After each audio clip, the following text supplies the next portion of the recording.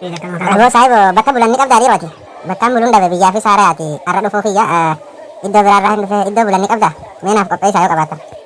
Fuula haaraa mattaawaqaa fi waraqaa eenyummaadhaa keeshaa ni qabda. Baasime. Fuula haaraa waraqaa eenyummaallee hin qabaani Oromoodha. Nama Oromooti jeetiin sitti ol maqe. Ta Oromummaatti dhiisi ta nu gubu jirtu Oromoodhaati. Waan siin jenne godhe haa gurba waraqaa ol baasin siin jee bar waraqaa eenyummaa dafii baasa. Yookaan ni deemta karaa gandiyaa jiruun si ofa. Siif hin galle malee ani nama feema saabar biyyatti guutuun na beeyti.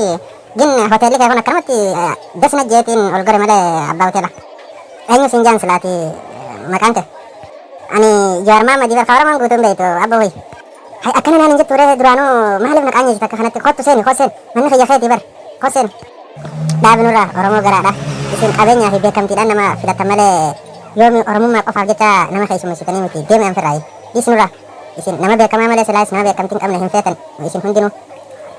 Maali sila miskiina yoo taate bulchuudhaaf ati carraa hin qabdu yookiin hin gargaartu. Kabaa qabu ka beekamtii qabu malee kun Oromoo miti jechuu feeti silaati. Maali sila?